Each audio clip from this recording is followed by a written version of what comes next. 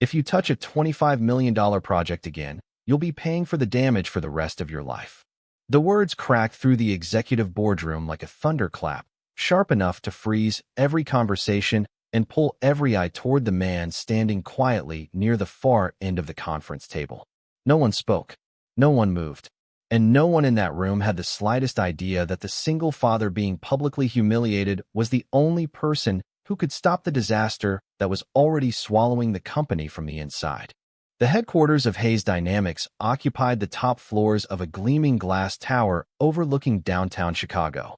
On most mornings, the building hummed with confidence. Investors trusted it. Clients admired it. Employees dreamed of climbing its ranks. But this morning felt different. The tension was thick enough to feel in the air conditioning vents. Screens along the wall displayed engineering schematics, performance charts, and a flashing red warning message that nobody wanted to see. At the center of the room stood Victoria Hayes, CEO of Hayes Dynamics. Her tailored navy suit looked flawless. Her posture was perfect, but her patience had completely disappeared. "Who approved this?" she demanded. "Who let this happen?" Her voice echoed against the polished glass walls. Executives exchanged nervous glances. Senior engineers avoided eye contact. The silence stretched. Then someone pointed toward the back of the room. It was him. Every head turned toward Ethan Brooks. Ethan stood calmly beside a digital display monitor. His gray work shirt carried a company maintenance badge instead of an executive title. His sleeves were rolled up. His expression never changed. He looked more like a facilities technician than someone attending a multi-million-dollar engineering review. Victoria stared at him in disbelief. She asked. "You modified the design model?" Ethan nodded once. "I corrected an error." A few people laughed quietly. Someone near the corner shook his head. Victoria folded her arms. "You corrected an error?" The sarcasm in her voice was impossible to miss. "Do you realize this project represents $25 million in development costs?" Ethan remained composed. "Yes. And you thought you should make changes without authorization?" "The flaw was already there," Ethan replied. "I documented it." Victoria stepped closer. Her heels clicked sharply against the floor. "You documented it?" 3 times. More uncomfortable silence. A vice president cleared his throat. Another executive suddenly became interested in his laptop screen. Victoria's eyes narrowed. "The design team spent 18 months building this platform. I know. The lead engineers have advanced degrees. I know. And somehow you believe you found something they missed?" Ethan looked at the display screen. A blinking warning icon continued flashing beside a structural simulation model. "I don't believe it," he said quietly. "I verified it." The room froze again. For a brief second, even the hum of the ventilation system seemed louder than the people inside it. Victoria's face reddened. "Enough." She pointed toward the door. "You are not an engineer on this project. You are not part of this review team. And you are certainly not qualified to rewrite months of design work." Ethan didn't argue. He didn't defend himself. He didn't raise his voice. He simply nodded once. The reaction only seemed to make Victoria angrier. "Security will escort you out if necessary," she said. "Leave." Around the conference table, relief appeared on several faces. The uncomfortable challenge had been removed. The meeting could continue. Order could be restored. Ethan picked up a worn notebook from the table. Inside were pages of calculations, observations, and diagrams written during early morning hours before his shifts began. He closed it carefully. Then he turned toward the exit. No dramatic speech. No argument. No resentment. Just quiet dignity. As the door closed behind him, Victoria looked back toward the engineering team. "Now," she said firmly, "let's focus on solving the actual problem." But far beyond the glass walls of that boardroom, hidden inside thousands of lines of code and months of overlooked assumptions, the real problem had already begun its countdown. And before the week was over, everyone inside Hayes Dynamics would remember the name Ethan Brooks. The elevator doors closed behind Ethan Brooks, and with them disappeared the noise, the accusations, and the polished confidence of the people upstairs. For a moment, he stood alone in the lobby of Hayes Dynamics, holding the worn notebook against his side. The afternoon sunlight spilled through the massive glass entrance, painting long reflections across the marble floor. Employees hurried past carrying laptops, coffee cups, and schedules that felt urgent. None of them looked at him. None of them knew what had just happened 30 floors above their heads. Ethan adjusted the strap of his old messenger bag and stepped outside into the cool Chicago air. Traffic rolled steadily along Michigan Avenue. Horns echoed in the distance. A city bus hissed to a stop beside the curb. The world kept moving as if nothing had happened at all. Ethan walked 3 blocks to an aging blue pickup truck parked beneath a maple tree. The truck had more than 200,000 miles on it and carried a few scratches earned honestly through years of use. He climbed inside, set his notebook on the passenger seat, and started the engine. The radio crackled softly before settling into a country music station. He drove north through neighborhoods where expensive towers slowly gave way to brick apartment buildings, corner diners, and small parks filled with families enjoying the late afternoon. During the drive, his phone vibrated. A text message appeared on the screen. "Are you coming home early today, Dad?" Ethan smiled despite everything. He pressed the voice reply button. "Yes, sweetheart. I will be home in 20 minutes. Another message appeared immediately. "Good. I made something." The smile grew a little wider. He knew exactly what that meant. Sophie Brooks was 10 years old and believed every afternoon was an opportunity to create something new. Drawings, school projects, homemade cards, tiny inventions built from cardboard and tape. She never waited for special occasions. Ethan parked in front of a modest 2-bedroom house on a quiet street lined with oak trees. The paint was slightly faded. The front porch needed repairs. The flower boxes had seen better days. But it was home. Before he could reach the front steps, the door swung open. Sophie burst outside carrying a stack of construction paper nearly as large as her torso. Her blonde hair bounced as she ran. "Dad," she called. Ethan knelt and opened his arms. She wrapped him in a hug that somehow erased the worst parts of any day. "You are home early," she said. "I know. Did your meeting end?" Ethan paused briefly. "Something like that."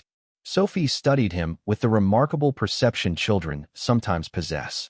"Bad day?" she asked. Ethan looked at her and smiled gently. "Not when I get to come home to you." She accepted the answer and grabbed his hand. "Come inside. I made something amazing." The house smelled like tomato soup and fresh bread.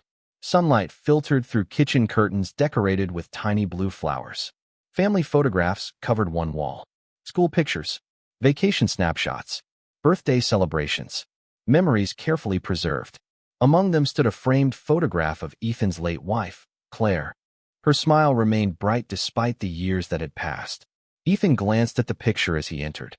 It was a habit he never broke. Sophie spread her papers across the kitchen table. "Look." Ethan leaned forward. The drawing showed a large building with hundreds of windows. A little stick figure stood beside it. Above the figure, Sophie had written in colorful letters, "My dad fixes big problems." Ethan stared quietly. "That is me?" he asked. Sophie nodded proudly. "You always fix things." Something tightened in his chest. Upstairs in a glass tower, an entire room full of executives had dismissed him. Here, in a small kitchen beneath warm afternoon light, one little girl believed he could solve anything. Ethan sat down and studied the drawing carefully. "This is beautiful." Sophie smiled. "I knew you would like it." Outside, the evening breeze rustled the trees. Inside, the kitchen clock ticked softly against the wall. For the first time all day, Ethan felt at peace. But several miles away, inside Hayes Dynamics, engineers were beginning to discover that the warning they had ignored was not disappearing. In fact, with every passing hour, the problem was quietly becoming impossible to hide. By 8 o'clock the next morning, the atmosphere inside Hayes Dynamics felt nothing like the confident company employees were used to. Conversations had become whispers. Coffee cups remained untouched. Computer screens glowed with simulation failures that no one could explain away anymore. The red warning indicators that had seemed manageable the previous day were now multiplying across internal reports. Engineers stared at graphs.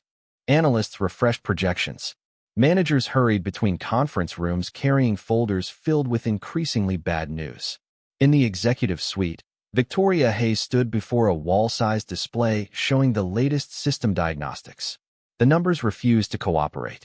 A senior engineer adjusted his glasses and cleared his throat. "We ran the simulation again." Victoria folded her arms. "And the structural instability remains." Another engineer leaned forward. "We increased tolerance levels." And the problem spread into 3 additional subsystems. Silence followed. The room felt colder than it should have. Victoria stared at the screen. Millions of dollars. 18 months of development. Hundreds of employees. Everything depended on a product platform that was now behaving like a house built on an invisible crack. Fix it, she said. That is what I am paying all of you to do. Nobody responded immediately. The hesitation was answer enough. Across the table, Chief Financial Officer Martin Ellis rubbed his forehead. He had not slept much. It showed. We have another issue, he said quietly. Victoria turned toward him. What now? Martin opened a report.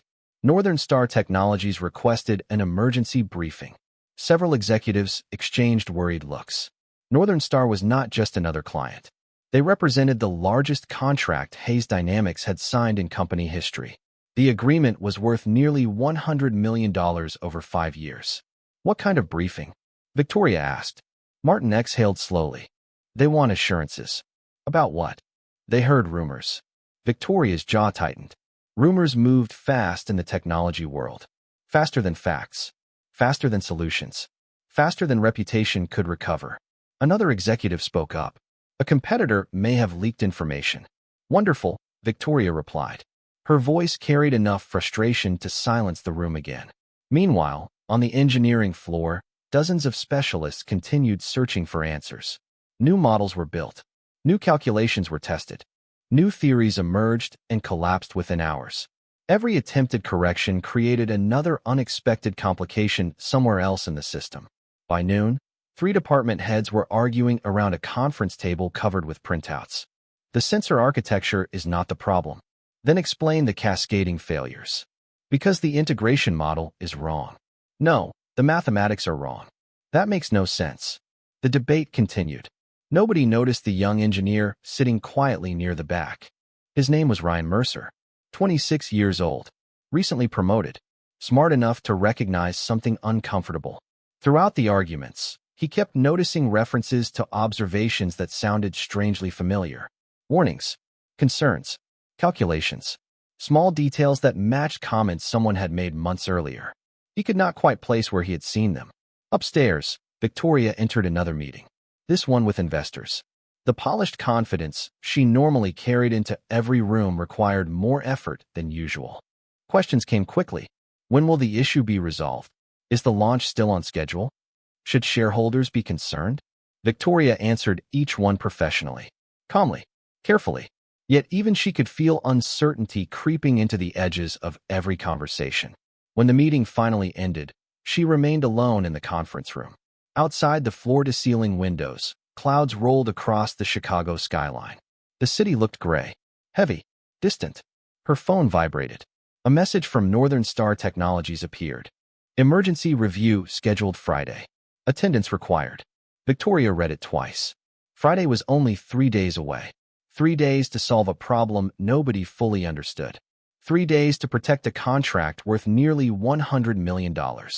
3 days to save a launch that was beginning to unravel. Far across the city, Ethan Brooks sat at a small wooden table helping Sophie with her science homework. Colored pencils were scattered between them.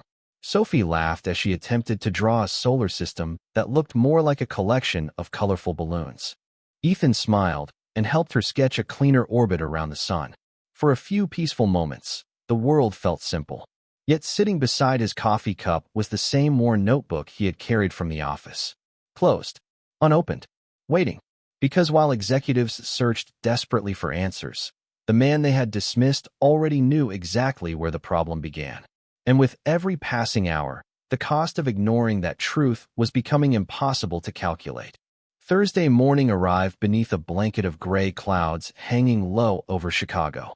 Inside Hayes Dynamics, the pressure that had been building all week was no longer hidden behind professional smiles and polished presentations. It was visible now. It showed in tired eyes, unfinished cups of coffee, and conference rooms filled long before sunrise. Employees spoke more quietly than usual. Even the elevators seemed to move slower. On the 32nd floor, another emergency engineering review had begun. Victoria Hayes stood beside the main display screen while rows of specialists waited for updates nobody wanted to deliver. The latest simulation results appeared in bright red across the monitor. More failures. More instability. More questions. Tell me something good, Victoria said. Nobody answered immediately. Finally, one senior engineer shifted in his chair. We isolated two contributing factors. Victoria looked hopeful for the first time all morning. And eliminating them creates 4 new failures. The hope disappeared. Across the room, frustration settled over every face. They had spent 3 days chasing symptoms while the actual cause remained hidden somewhere deep within the platform architecture. Victoria turned away from the screen and stared through the glass wall overlooking downtown Chicago. Traffic crawled below like streams of light moving through a maze. Somewhere beyond those buildings sat a client expecting answers tomorrow. Somewhere beyond those buildings sat investors expecting confidence. And somewhere beyond those buildings sat shareholders expecting results. Behind her, a younger engineer quietly reviewed archived project files. Ryan Mercer had barely slept. Something continued bothering him. The warning patterns, the failed assumptions, the repeated calculations. He knew he had seen them before. He opened another folder, then another, then another. Hundreds of internal documents scrolled past his screen. Meeting notes, development reports, simulation logs. Nothing. Until finally, he found an email timestamped 7 months earlier. Ryan stopped breathing for a moment. The sender's name appeared at the top. Ethan Brooks. Attached below was a detailed analysis. Ryan opened the file. His eyes widened. Every page contained diagrams, calculations, and risk assessments describing the exact failure sequence currently threatening the entire platform. Not similar. Exact. He read faster. Ethan had identified the weakness months before development reached its final phase. He had documented potential consequences. He had proposed solutions. He had even predicted the cascading system instability everyone was now struggling to understand. Ryan scrolled to the bottom. A response appeared beneath the report. Sent by Director of Engineering Alan Whitmore. The message contained only one sentence. Thank you for your input, but engineering decisions should be left to engineering professionals. Ryan stared at the screen in disbelief. The report had not been ignored accidentally. It had been dismissed deliberately. He opened another email. Then another. Ethan had sent updated findings 3 separate times. Each warning became more urgent. Each recommendation became more detailed. Each response became more dismissive. Ryan pushed back from his desk. His heart pounded. Across the office, executives continued debating theories while the answer sat quietly inside an archive folder nobody bothered to read. Meanwhile, 20 miles away, Ethan Brooks spent his lunch break sitting alone in a small park near Sophie's elementary school. Autumn leaves drifted across the grass. Children laughed in the distance. The world felt calm here. Simpler. He opened his notebook and reviewed several pages of calculations. Not because anyone had asked him to. Not because anyone believed him. But because character often continues doing the right thing even when nobody is watching. His phone vibrated. A message from Sophie's teacher appeared. Sophie helped another student today who was struggling with a science project. We thought you would be proud. Ethan smiled. He was very proud. Back at Hayes Dynamics, Ryan printed Ethan's original report and carried it toward the executive conference room. Every step felt heavier than the last. Inside, another argument was already underway. The integration layer is unstable. No, the architecture is unstable. No, the client requirements changed. Ryan pushed open the door. Several executives looked annoyed by the interruption. Victoria turned toward him. What is it? Ryan swallowed hard. Then he placed the thick report onto the conference table. I think someone already solved this 7 months ago. The room fell silent. Victoria looked down at the cover page. The name printed at the top stopped her cold. Ethan Brooks. And for the first time since the crisis began, the confident CEO felt something she had not allowed herself to feel all week. Doubt. Friday arrived with cold rain sweeping across Chicago and streaking the glass walls of Hayes Dynamics. Inside the headquarters, the atmosphere had changed from concern to crisis. Employees moved quickly through hallways carrying tablets, reports, and revised projections. Nobody talked about weekend plans anymore. Nobody talked about vacations or bonuses. Every conversation led back to the same question. Could the company survive the launch review scheduled for that afternoon? In the Executive Conference Center, representatives from Northern Star Technologies began arriving shortly after noon. Their executives wore polite smiles, but their expressions revealed caution. They had invested years of planning and nearly $100 million into the partnership. Today they expected answers. Victoria Hayes stood near the presentation screen, reviewing the latest numbers. Her confidence remained visible, yet beneath it lay exhaustion. The report Ryan Mercer had discovered sat open beside her. Ethan Brooks's analysis. 7 months old.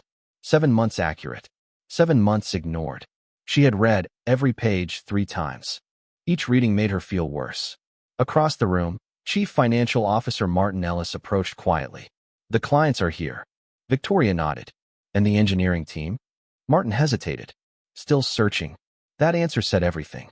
The presentation began at 1 o'clock. Lights dimmed. Charts appeared. Executives explained development milestones and future projections. For a few minutes, everything seemed under control. Then Northern Star's lead technical advisor raised a hand.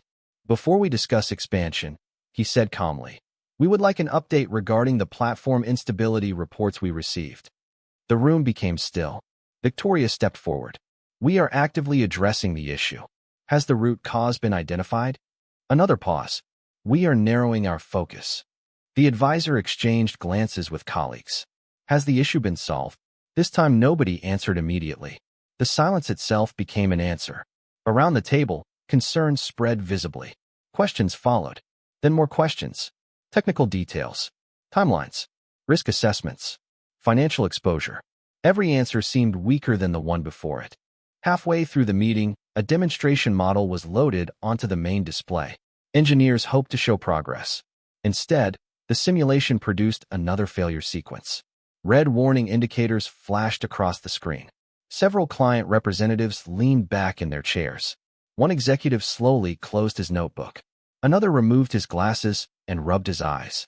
Nobody needed an explanation. They understood exactly what they were seeing. Confidence was disappearing.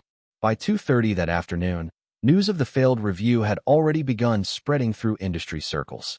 Investors started calling. Analysts requested statements. Social media accounts speculated about delays and contract risks. Hayes Dynamics was bleeding credibility by the hour. Victoria stood alone near the conference room windows after the clients departed. Rain tapped softly against the glass. Far below, traffic crawled through the city. Behind her, employees moved carefully, avoiding eye contact. Nobody wanted to be the bearer of more bad news. Then Ryan Mercer approached holding a folder. "I found something else." Victoria turned.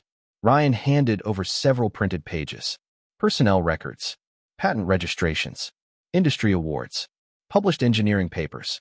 Victoria scanned the first page, then the second, then the third. Her eyes widened. The quiet maintenance employee she had dismissed was listed as primary inventor on multiple technologies still used throughout the industry. Several patents generated millions in licensing revenue every year. One publication had become required reading at major engineering programs. Another had transformed manufacturing standards across the sector. Victoria looked up slowly. Why was he working here? Ryan shook his head. "I do not know." The question lingered heavily between them. Why would someone with credentials like these spend his days maintaining equipment and repairing systems? Why would someone with that level of expertise choose obscurity? Victoria remembered the calm way Ethan had stood in the boardroom. The absence of ego. The absence of anger. The dignity. Suddenly the memory felt very different. Not like arrogance. Not like interference. Like a warning offered in good faith. She looked back at the patents. Then at the report. Then toward the storm outside. For the first time all week, the path forward became painfully clear. The company did not need another committee. It did not need another emergency meeting. It needed the one person everyone had refused to hear. And somewhere across the city, unaware that an entire corporation was finally beginning to understand his value, Ethan Brooks was sitting in a middle school auditorium watching Sophie prepare for a science fair presentation, proud of a small solar system model made from painted foam balls, while executives responsible for $100 million future realized they might soon have to ask a humble single father for help. The science fair ended just after sunset. Parents folded display boards. Teachers stacked chairs. Children carried projects toward waiting cars with the pride only hard work can create. Ethan Brooks stood beside Sophie as she carefully protected her solar system model from the chilly evening wind. "Did you see Mr. Harrison's face when I explained orbital velocity?" she asked. Ethan smiled. I think you taught him something. Sophie grinned. That means I get my favorite pancakes tomorrow. That was the agreement. They walked toward the parking lot beneath the glow of streetlights. For a few moments, life felt wonderfully ordinary. Then Ethan's phone vibrated. He glanced at the screen. Unknown number. He ignored it. A second later, it rang again. Then again. Sophie noticed. Important? She asked. Ethan looked at the unfamiliar number and shook his head. Probably not. But when they reached the truck, a voicemail notification appeared immediately afterward. Curious, Ethan played the message. Mr. Brooks, this is Ryan Mercer from Hayes Dynamics. Please call me back as soon as possible. It is important. Ethan listened quietly. Then another voicemail appeared before the first one finished. This time the voice belonged to Martin Ellis. Then another. Victoria Hayes. Ethan slipped the phone back into his pocket. Sophie tilted her head. Work? Looks like it. Bad work. Ethan started the engine. I do not know yet. Across the city, inside the executive floor of Hayes Dynamics, Victoria stood alone in her office overlooking the Chicago skyline. The building had mostly emptied for the evening, but lights still glowed throughout engineering departments. The crisis was no longer hidden. Industry news sites were reporting delays. Investors were demanding explanations. Northern Star Technologies had postponed final approval pending technical resolution. Every hour increased the risk. Victoria stared at the personnel file open on her desk. Ethan Brooks. The deeper she looked, the more unbelievable the story became. Graduate research completed by age 24. Multiple patents. Industry awards. Consulting contracts that once paid more in a month than many executives earned in a year. Then suddenly, almost 10 years earlier, everything stopped. Publications ceased. Public appearances ended. Professional partnerships vanished. It was as if he had stepped away from the entire world. Victoria turned another page. A photograph fell from the folder. It showed Ethan standing beside a woman and a small child several years younger than Sophie. The woman smiled brightly. Victoria looked at the date. 8 years ago. She opened another report. A brief note appeared near the bottom of an employment application. Widowed. Seeking stable schedule to prioritize family responsibilities. Victoria sat back slowly. For the first time, she was not looking at a maintenance worker. She was looking at a man who had sacrificed an extraordinary career for reasons far more important than status. The realization left her strangely unsettled. Meanwhile, Ethan and Sophie stopped at a small diner near home. Pancakes arrived. Hot chocolate steamed gently beneath warm lighting. Sophie talked about science projects, school friends, and weekend plans. Ethan listened carefully, giving her the same attention he always did. Then his phone rang again. Victoria Hayes. This time he answered. Silence lingered briefly on the line. Finally, Victoria spoke. Her voice sounded different from the woman who had confronted him in the boardroom. Less certain. More human. Mr. Brooks. Good evening. Another pause. I owe you an apology. Ethan glanced through the diner window at passing headlights. I'm not sure that is necessary. It is. Her voice softened. I should have listened. Ethan said nothing. Victoria continued. We reviewed your reports. I assumed eventually someone would. Everything you predicted happened. The words hung heavily between them. Sophie quietly focused on her pancakes while Ethan listened. What do you need from me? He asked. Victoria exhaled slowly. I need to meet with you. Ethan looked at his daughter. Then at the clock above the counter. Then back toward the dark Chicago skyline beyond the glass. The company that had dismissed him was finally beginning to understand the truth. And for the first time since the crisis began, the person asking for help was no longer speaking from a position of authority. She was speaking from humility. The meeting was scheduled for Saturday morning, but neither Ethan Brooks nor Victoria Hayes slept particularly well that night. For different reasons. Victoria sat alone in her penthouse apartment overlooking the city lights, surrounded by reports, projections, and engineering analyses that all pointed to the same conclusion. The company had not failed because of a lack of talent. It had failed because the wrong voice had been ignored. Across town, Ethan finished washing dinner dishes while Sophie worked on a crossword puzzle at the kitchen table. The house was quiet except for the soft hum of the refrigerator and the occasional scratching of a pencil across paper. It was the kind of ordinary evening he had spent years protecting. The kind of evening he had once nearly lost. Later, after Sophie had gone to bed, Ethan stood in the hallway outside her room. The nightlight cast a gentle glow across the floor. He watched her sleep for a moment before walking into the small study at the back of the house. On a shelf rested a collection of old awards covered by a thin layer of dust. Plaques, certificates, photographs from conferences, recognition from a life that felt as though it belonged to someone else. He rarely looked at them anymore. Yet tonight his eyes settled on one particular photograph. He was standing beside Claire. Both of them were smiling. Both of them looked impossibly young. Ethan picked up the frame and sat quietly. 8 years earlier, his life had looked very different. At the time, he was leading engineering teams, consulting for major corporations, and speaking at industry events across the country. His calendar was packed months in advance. Airlines knew his name. Clients competed for his attention. Reporters occasionally requested interviews. By every professional measure, he was succeeding. But success had come with a cost. Long flights, endless meetings, missed dinners, promises postponed until next week. Then one day, Claire became ill. At first it seemed temporary, then serious, then life-changing.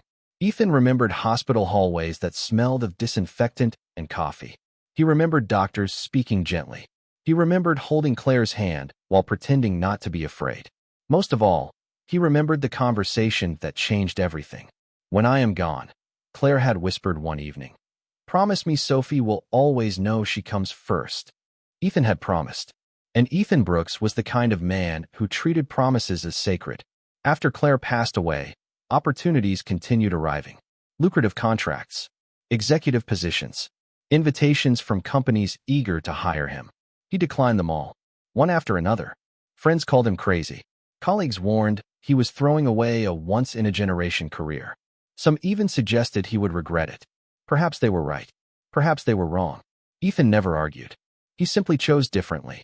He chose school pickups over boardrooms, science fairs over shareholder meetings, bedtime stories over business dinners.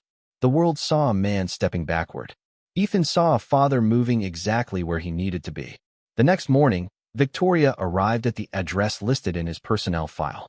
She expected something larger, something reflecting the accomplishments she had discovered. Instead, she found a modest home with peeling paint, a basketball hoop above the garage, and flower beds carefully maintained by hand. As she approached the front porch, the front door opened. Sophie stepped outside carrying a watering can nearly half her size. "Can I help you?" she asked politely. Victoria smiled despite herself.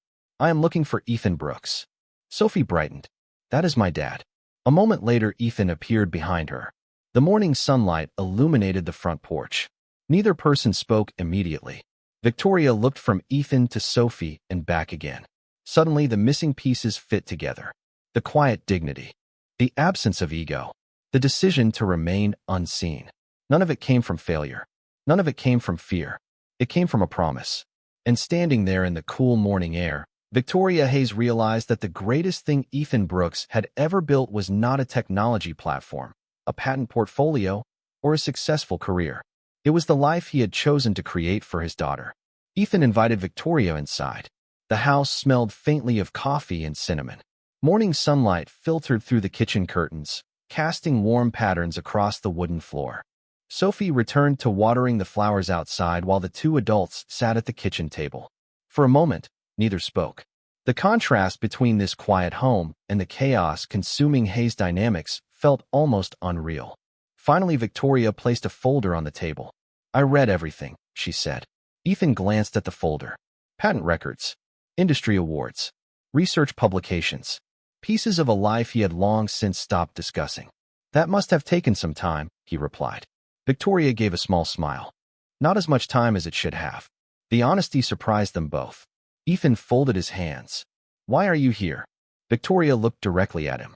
"Because I was wrong." The words arrived without excuses, without qualifications, without conditions. "I judged you before I understood who you were. I ignored your warnings. My company ignored your warnings. And now hundreds of employees are paying the price for our arrogance."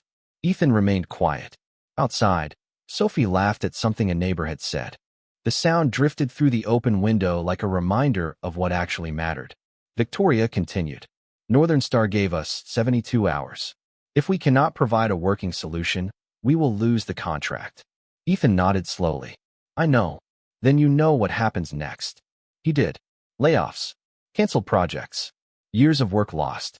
People who had nothing to do with the mistake suffering because leadership had failed them. Victoria slid the folder aside. I am not asking for myself. Her voice softened. I am asking for them. Silence settled across the kitchen. The clock on the wall ticked steadily. Ethan stared at the table for several seconds. Then he stood and walked into his study. Victoria waited. A minute later, he returned carrying the worn notebook that had followed him throughout the entire crisis. He opened it. Page after page contained diagrams, calculations, simulations, and handwritten notes. The solution had been there for months. Refined, tested, verified. Victoria stared in disbelief. You already solved it. Ethan nodded. Mostly. A faint smile appeared. Engineering is rarely 100%. For the first time in days, Victoria laughed. Not because anything was funny, because hope had finally entered the room. They spent the next several hours reviewing the architecture together. Ethan explained each failure sequence, each overlooked assumption, each correction required to stabilize the platform. The more Victoria listened, the more she realized the true problem had never been complexity. It had been pride. Entire teams had overlooked a simple structural conflict because they assumed expertise belonged only to certain titles. By mid-afternoon, they arrived at Hayes Dynamics. The headquarters looked different now, less like a monument to success and more like a place desperately searching for redemption. Employees watched quietly as Ethan entered beside Victoria. Some recognized him immediately. Others looked confused. Word spread quickly through hallways and conference rooms. The man who had been dismissed was back. Inside the engineering center, dozens of specialists gathered around workstations. Ryan Mercer stood first, then Martin Ellis. Soon an entire room waited silently. Ethan walked to the main display screen and connected his notebook computer. No dramatic speech, no celebration, no revenge, just work. Hours passed. Models were rebuilt. Simulations were rerun. Parameters were corrected. One by one, the warning indicators disappeared. Red became yellow. Yellow became green. The room grew quieter with each successful result. Shortly after midnight, the final validation sequence completed. Everyone stared at the screen. 5 seconds, 10 seconds, 20 seconds. No failures, no instability, no cascading errors. The platform held. A wave of disbelief swept across the room. Some employees smiled. Others simply closed their eyes in relief. Victoria looked at the stable system and then toward Ethan. He was already gathering his notes. Where are you going? She asked. Ethan checked the time. Home. That is it. He smiled gently. My daughter has pancakes waiting for breakfast. I promised I would be there. And as an entire company celebrated the return of its future, the man who saved it was thinking about keeping a promise. Monday morning sunlight poured through the towering windows of Hayes Dynamics, transforming the building from a place of crisis into a place holding its breath. Employees filled the main auditorium long before the scheduled company meeting. Engineers, analysts, executives, assistants, and support staff occupied every seat. Conversations remained quiet. Everyone knew the platform had been saved. Everyone knew the company had survived. And everyone knew one name stood at the center of that outcome. Victoria Hayes stepped onto the stage first. The room fell silent. She stood behind the podium for several moments, gathering her thoughts. Gone was the sharp confidence that once dominated every room she entered. What remained was something stronger. Humility, respect, gratitude. A week ago, she began, I believed leadership meant having the answers. This week taught me something different. The audience listened carefully. Leadership means listening when the answer comes from a place you do not expect. A large screen illuminated behind her. An image appeared. Ethan Brooks standing beside Sophie at the science fair. Not a corporate photograph. Not a professional headshot. Just a father and his daughter smiling together. The room remained perfectly still. Victoria continued. Many of you know what happened. Some of you witnessed it personally. I dismissed someone who was trying to help. I judged a title instead of character. I listened to status instead of truth. Her voice softened. And I was wrong. The admission carried through the auditorium with surprising power. Few executives ever spoke those words publicly. Victoria turned toward the front row. Ethan, would you join me? Hundreds of eyes followed him as he stood. Ethan looked exactly as he always had. Simple gray shirt. Calm expression. No desire for attention. No sign of resentment. He walked to the stage while silence followed him like a shadow. Victoria stepped aside and handed him the microphone. Ethan glanced at the audience, then at Victoria, then back toward the crowd. For several seconds he said nothing. The silence somehow spoke louder than any speech. Finally he smiled gently. "I appreciate the invitation." A few people laughed softly. The tension eased. Ethan looked across the room. This company is filled with talented people. The problem was never intelligence. He paused. The problem was that sometimes we become so busy proving our value that we forget to recognize the value in others. Heads lowered throughout the auditorium. Not from shame, from understanding. Ethan continued. Every person in this building matters. The engineer, the analyst, the receptionist, the maintenance worker. Respect does not become valuable because someone earns a title. Respect is where value begins. The room remained silent. Many employees would later say they remembered that sentence more clearly than any business presentation they had ever attended. Victoria stepped forward again carrying a folder. "On behalf of Hayes Dynamics, I would like to offer you the position of Chief Technology Officer." A ripple of surprise moved through the audience. The salary package was extraordinary, the authority immense, the opportunity unmatched. Everyone watched Ethan. He looked at the folder, then toward the audience, then toward a small figure standing near the side entrance. Sophie. She had come with her teacher before school began. She smiled and waved when their eyes met. Ethan smiled back. The decision seemed immediate. "That is very generous," he said. "But I have learned something important over the years." The room waited. Ethan's eyes never left his daughter. "The only title I ever truly cared about was Dad." For a moment nobody moved. Nobody spoke. The auditorium became completely still. Not because people were shocked, because they understood. Some employees wiped away tears. Others simply stared at the stage. Even Victoria lowered her eyes briefly. The quiet dignity of that moment settled over the room like sunlight after a storm.